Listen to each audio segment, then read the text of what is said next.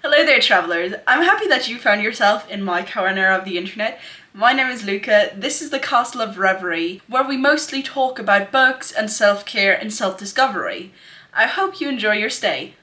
I read 12 books in January, and about 2,500-3,000 pages. And in this video I want to talk about all of these books, give a short synopsis, and talk about how I found these books, if I enjoyed them, maybe have a little rating here. The first book that I read is Some Girls Do. I read that in ebook format, so I don't have it here, but I'll swerve to the side. Here is a cover of the book.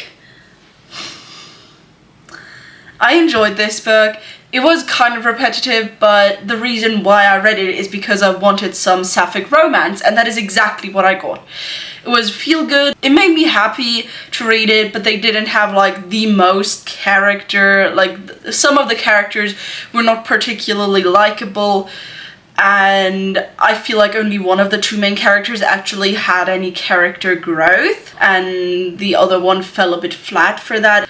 I would recommend it, but it's not the best romance. I think I gave it 3.5 or so stars because it was enjoyable. It wasn't bad, but it wasn't like high heavens gorgeous either. Next, I listened to 2 audiobooks, both in the Bridgerton series, and I have to look up the names because I listened to them in German. Both of those books I just listened to because I listened to the first 2 books in the series. The issue with Bridgerton that I have is that it is always the same. There is literally, from the get-go, once you're introduced to someone, you know they're gonna get together, and it follows the same plot line. It's predictable, it's highly predictable. It's okay. I would give basically every single one of the Bridgerton books that I've had so far, that I've listened to so far, 2.5 to 3 stars. Because I don't really like them that much, because it's nothing new. There's no new concepts or anything.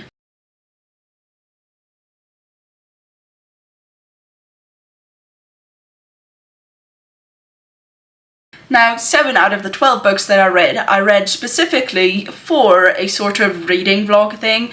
I'll link it up here in the eye, or if the eye is up here. I read it as a reading vlog for Alison Page's favourite books. And I really enjoyed those, but the in-depth review of every single book, every single one of these 7 books, is gonna be in that video, and I won't bore you too long with those. So, I read 3 books, the Tea Dragon trilogy. I enjoyed it quite a bit. It was nice, it was cute, graphic novel. You follow around people who are taking care of tea dragons, and tea dragons are those little creatures. They are kind of related to dragons, but very distantly, and they grow flowers and herbs and berries that you need to make tea on their horns or mane, and sometimes their tail. It was really cute, it was middle grade, I enjoyed it. Then I read the Monk and Robot duology, so 2 more books. Also enjoyed those. Again, that's in the Alison Page's favourite books video. This is basically following Dex and Moscap. Dex is a tea monk, and Moscap is a robot. And you follow them. First you follow Dex as they decide that they would like to leave the big city that they live in.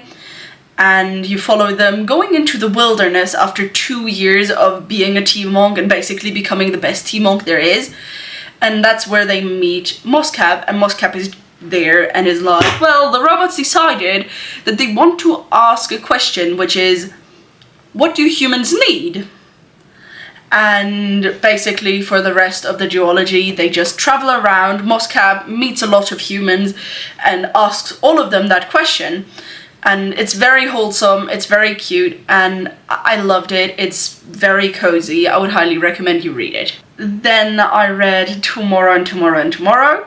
That is following 2 friends who are in the game development industry in the 90s, I think. And you follow them around from when they meet first when they were kids, to them meeting again when they are adults and in university and college. and then you like from that college age you kind of follow them up until they're like 35, and they developed games together, and they like get closer, grow further apart, grow closer again. There's some rifts in their friendship, but they always kind of make up, and it's really nice. It has good chronic illness representation, and I really enjoyed it. Then I read another children's book, Coraline by Neil Gaiman. That was okay. It had me hooked. It was quite short. I enjoyed reading it, but I didn't enjoy it as much as other books that I read in the month of January. In Coraline, we follow this little girl who likes to explore the outside world, like the garden that belongs to the house in which the apartment that she lives in is in. And one day she can't go outside because it's raining and her mother doesn't allow her to go outside. So she notices that there's a door that is locked that is in the drawing room, and she asks her mother about it, and the mother opens the door with the key and shows her that there's just a wall behind. Later the next day, her mother goes grocery shopping.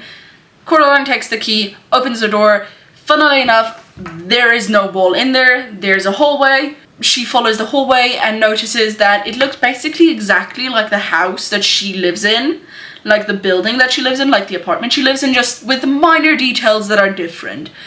And she meets people that live in that house. They look exactly like her parents, just kind of better, and they are nicer to her, and they make better food, and their eyes are buttons, and she enjoys it there, and she has all of the clothes and toys that she ever wanted. And in the evening, her other mother, as she calls herself, tells her that they would like her to live with them forever. The only condition is that they have to make her eyes buttons as well. Now, obviously, Coraline runs away, and when she gets home, her parents are nowhere to be found.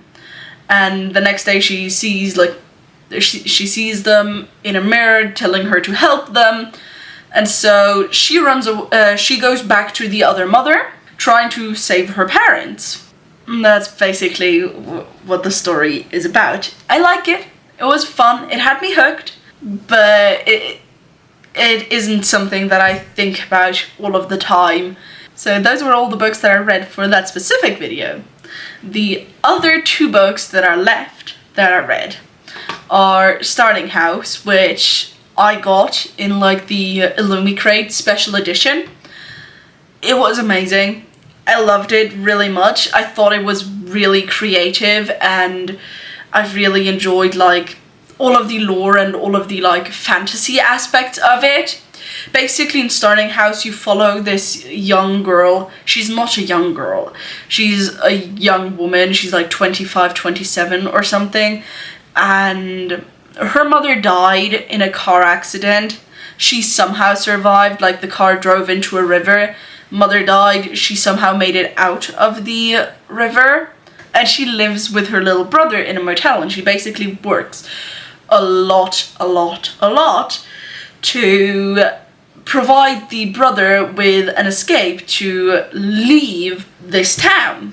Now, she kind of gets kicked out of the job and takes a job at this weird old mansion that everyone says is haunted, and everyone says that the person who's living there, that the heir of the so-called Starling House, is very rude and kind of haunted himself and really ugly and so on. And she starts working there as a housekeeper because A, she feels pulled to it, and B, she gets a fuck ton of money from him to be working there. And they obviously have some sort of romance. It's gorgeous. And the last book was an audiobook that I listened to. It's an audiobook, or it's a book that I read the book version as a child, and I wanted to reread it, and I started it in December actually, but I only got an hour in of the 15 hours or something, and I came to the 31st of January, and I was like, I want to finish this book. 12 sounds like a nicer number than 11. So I listened to 3.5 hours or something of that book on that day. It's called Märchenmond. In this book, we follow a guy called Kim. He travels into this other universe, other country, other world called Märchenmond, because his little sister, who's 4 years old, never woke up from a surgery. And some magician told him that he has to come there and he has to save the city, like save the world, because that's the only way that he can free his little sister. And that's basically where we follow him. That's exactly what happens. He travels around the country and at some point figures out there's a magical king. And that magical king has the power to help everyone and basically solve everything. And then it's mostly like a traveling thing of him and the friends that he made trying to get there and him losing some of the friends there and so on. It's okay. It's fun to read. It's fun to listen to. I'm not sure if I would reread it again unless I like forget it and nostalgia makes me coming back. So those were all of the books that I read in January. I really hope that you enjoyed this video, and if you enjoyed your time here, consider liking this video so that more people can find it, and consider subscribing to make it easier for you to return to this corner of the internet in the future. Have a safe journey. I'm looking forward to seeing you again. Bye!